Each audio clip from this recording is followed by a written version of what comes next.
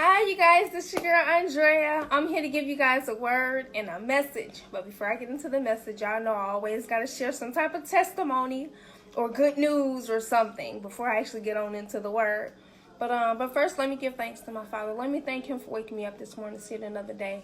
Thank Him for using me. Thank Him for allowing me to go through what I've been through just to share with someone else. Thank Him for everything, even the things I don't understand. I still thank Him. I thank Him for everything. And thank Him just even giving me the strength to share this video. I thank Him for everything. Give thanks, y'all. Give thanks. So Lord, I thank you. I love you. Thank you. How many of you guys had a rough week this week? I know I had a rough week. I had a very rough week. But it didn't stop me. It didn't stop me even though the enemy tried. But it didn't stop me.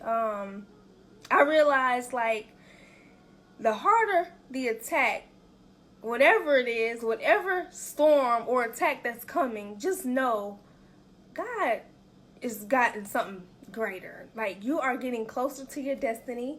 You are almost there for what God has for you. So regardless, be like, you know what? I know I'm almost there. Just like that storm. Don't get distracted in the storm like Peter. When Jesus told him to come, y'all, a lot of times when these attacks come, it try to get you off course. It want to get you distracted because he knows you almost there. He knows that you're getting closer to what God has for you. So we can't be distracted, y'all, okay? Don't be distracted. But so my message, it might be in the next video because I'm going to just share some things. I'm going to share some things I've experienced, I've seen. And the message going to be in the next video. So there will be a part 2. But so this week I've experienced some things and I'm aware. It got me more humbled now to where it's like I'm cautious and being careful because you have to watch and pray. And you have to be careful who you allow in your circle. And with me, I was blind. At one point, I was blind. But now I see. And now that I see, it's like, okay, really? You really got to be careful because everybody is not really for you. Regardless of how they make it seem, they're not really for you, honestly. They're not. And I took that as like, oh, okay, because I don't know people and I'm meeting people and thinking like, oh, well, what can we do to come up together? Like, how can we come up together and work together? You know, not looking down on nobody or whatever, but what can we do? And everybody, they don't have that same drive as you. That's why I said it's your vision.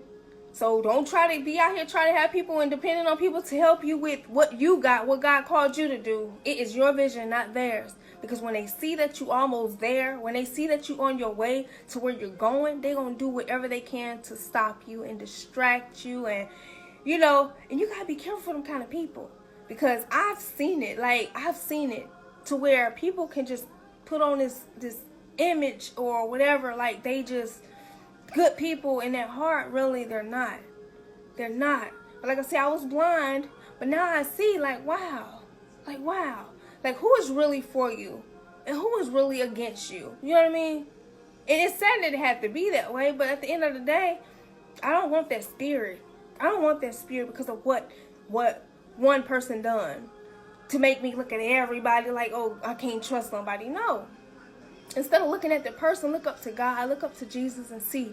Be like, you know what? Send them people. And He will send those people, them right people. You know, so just like with my labels and stuff, they know I'm almost there. Like, the last thing I have to do before shipping this product is getting the codes. You know what? Y'all know I did it myself. And it was so easy. I thought it was going to be like a whole, I don't know. But it was so simple. And I said, wow, really? I did that. So now that I got them, thank God, I'm ready. I'm so ready. But yeah, you can't be dependent on people, y'all. Don't depend on people because I'm trying to tell you, they're gonna try to block it. But so like I said, a lot of things I've experienced this week with just left and right. And it's like, oh wow, my eyes are being opened more and more. And believe it or not, God will send the people, but it's up to you to trust because you don't want to. Honestly, because when my flesh was so blinded by things, it's like, okay, I don't know. No, might be the enemy trying to come in. No, So like I was saying in the last video about the little storm I experienced, about the protecting storm, even though we're in a situation, and if God is trying to get you out of something, y'all pay attention. Pay attention to signs and stuff, because it's warning. He's trying to protect you from something. And I know it may not feel good. We may not want to, because our flesh be so comfortable, y'all. We have to like pay attention, because he's protecting you from something. And I know I was in one of those couple times and I ignored it. And now that my eyes are open, I see things like, wow, Lord, I thank you. I thank you. I'm out of that. I'm out of that situation, you know. So that was another storm that I faced, and I'm just kind of glad. Now, this last storm, which is the perfecting storm, y'all, I get hyper on this one, because we all go through things and we don't understand why. So we break it down to different storms. It's like, okay, you know why you're going through this. You know your storm.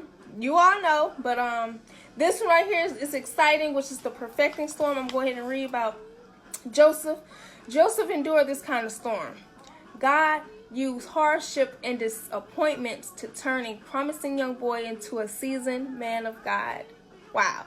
So while we never get the sense that Joseph enjoyed the storms, I'm pretty sure we don't like to go through what we go through, but while he was going through the sense of the storms, we know he appreciated what they accomplished. For he could say to those who mistreated him, "You meant evil against me, but God meant it for good." God used the storm of the Sea of Galilee to both protect and perfect Jesus' disciples. They really had no reason to panic. After all, Jesus had said to them, "Let us cross over to the other side of the lake." He had said, "Let's go drown together." They would have had reasons to worry. Jesus did not promise a smooth voyage, but he did say they would make it, and he himself was on board. So when will we learn that we are more safer with Jesus on a stormy sea than we are without him, even on the most placid lake? Better to be with Jesus in any circumstances than to be anywhere else without him. So that storm right there, that shows where when the enemy gonna try to come attack, he gonna throw every kind of shade your way, whatever it is, if it's financially, if it's spiritually, if it's mentally, whatever it is he gonna send. That lets you know, like, okay, you know to go harder now, because the enemy is really trying, because he knows if you got Jesus with you and you are safe in him, no matter what comes your way, God is with you. What the enemy brings, say if your marriage is failing or something happened on the job or whatever, just know that type of storm, whatever they try to meant for evil for you, God gonna turn around for your good. And that right there, it just excites me, because I know we all face different types of storms, like I say, and we don't know why we're going through them. But that right there stands to where I know who I am in Christ. If you know who you are in Christ and you believe in God and know that he's with you and all that, you already know. This shouldn't faze you. Don't get your eyes off the storm. Stay focused, you know, like just stay focused. Just keep keep going. Just keep going. So if you don't know why you're facing whatever storm you're facing, those are the storms that I'm me sharing to you. And I just hope you learn something from it. I hope it changes your mindset. I hope it changes your ways or whatever. But I'm going to end it there, you guys. But you guys be blessed. Y'all have a great, good day. Y'all be blessed. And I pray that this word encourage somebody. There's more to come. I just thank God, like, from the time of using, because y'all, I'm trying to tell y'all, if y'all had a rough week, it's going to try to keep y'all not doing what God is calling you to do. So don't be distracted by what's going on in the natural. Stay obedient and keep doing what God is calling y'all to do. And you guys be blessed. So as y'all know, I don't like getting cut off in the video, but it's cool. But before I go ahead and get into the message, so I was praying, and God said to me, I said, "Lord, why do I have to be the one to experience things and seeing things? They may cause me to be hurt, you know." And he said to me, he said, it's not about the fact of the type of person you are, because he looks at our heart. He knows our heart. He put me in this situation. He put me in through these things for a reason, because he knew I was strong. Regardless, whatever storm that came my way, he knew that I was strong. Even when I stepped on faith, when I moved here, he knew I was strong. He knew I could handle it. And now it's like, wow. I said, Lord, I thank you. I thank you for what you're doing. Like, I thank you. I said, I didn't understand it. I didn't even know how strong I was. Like, a lot of times, I could have given up. I could have had a breakdown. Like, I could have been so broken to where I hold on to things, but I let things go. I don't let it get the best of me, you know? So he said that to me. He said, because you're strong. Wow, he give his battles to the toughest people. And I was like, wow. But so the three storms, before I get into it, I'm going to read them to you. There's a correcting storm, a protecting storm, and a perfecting storm. So coming out of Luke 8, verse 24 and 5, it says, Then he arose and rebuked the wind and the raging of the water, and they ceased, and there was a calm. But he said to them, Where is your faith? And they were afraid and marveled, saying to one another, Who can this be? He commands even the winds and water, and they obey him. So regardless of what storm you're facing, just know that Jesus is with you, regardless of what it is. Because the storms of the correcting storm is when the book of Jonah, if you read the book of Jonah, where Jonah faced this kind of storm when he disobeyed God and tried to run from the task God had assigned to him. A great storm overtook his ship. Through that storm, the Lord took hold of his reluctant prophet and put him back on course.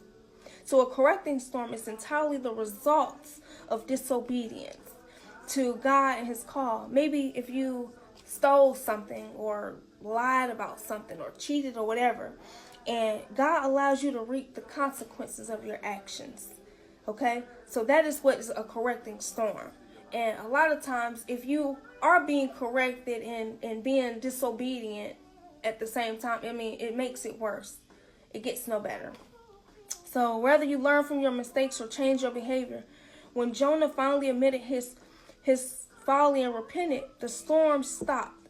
Sometimes, however, we make the storm worse by our failure to respond properly. So liars, if you're lying or if you cheated or whatever, and you may continue, if you're continuing that thing, it ain't gonna get no better.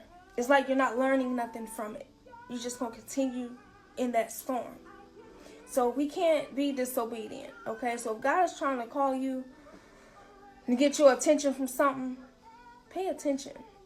The protecting storm is the storm that's designed from protecting us from something far or worse.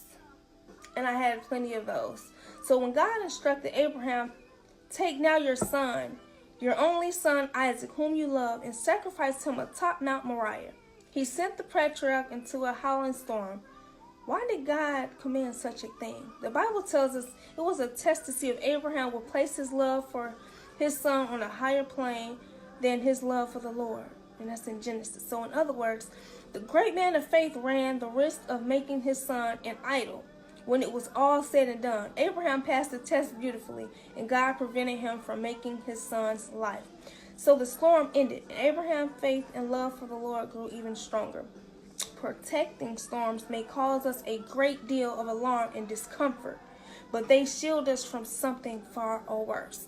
And I just got out of one of those storms. I was in a protecting storm because I was in a situation, and I noticed that God send people your way to get you out of something. So say if I didn't listen, say if I'm just not paying attention to whatever it is you're going through or whatever, and he protected me for something far worse. So whatever had to happen happened for a reason, because if I was deeply into it, it could have been worse than it was.